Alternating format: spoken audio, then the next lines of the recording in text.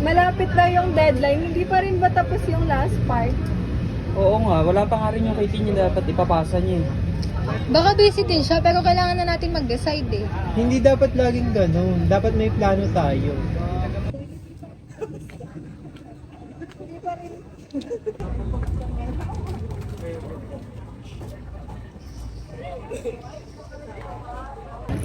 Tin!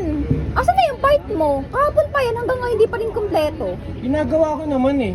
Pero malapit na rin matapos. Ang dami rin naman natin ginagawa, hindi lang naman ito eh. Lagi na lang te. Yung group natin naapektuhan na dito. Eh bakit ako palagi may mali?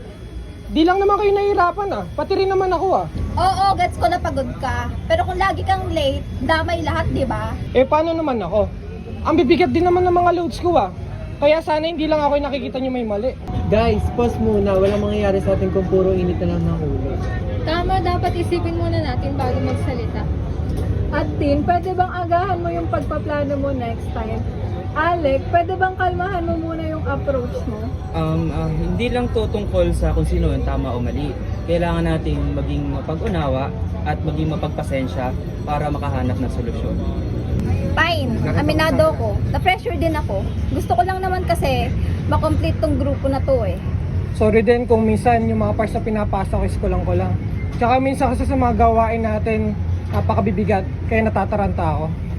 Basta next time, magsabi ka para matutulungan ka namin. Sige, next time papasa ko on time.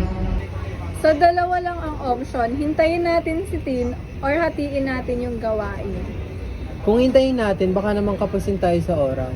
Kung hahatiin naman, baka hindi maayos kasi minadali. Kailangan nating isipin kung ano yung best option.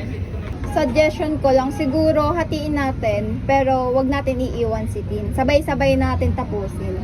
Sige, tatapusin ko na rin yung part ko. Tulungan tayo ah. Ayan, okay na ha. Mas okay talaga na pag-isipan mo na lahat bago gawin. Oo, hindi pa dalos-dalos para iwas cramming na. Ganito pala yung growth, nakapag-decision tayo kahit pressure tayong lahat. At kung marunong tayong makinig at mag-usap, mas magkakaroon tayo ng tiwala sa isa't isa. Thank you ah, dahil tinulungan niyo ako sa mga pagkakamali ko. Kaya pala sa James chapter 1, verse 5, sinasabi na kukulang tayo sa wisdom. Humingi lang tayo sa Diyos at ibibigay.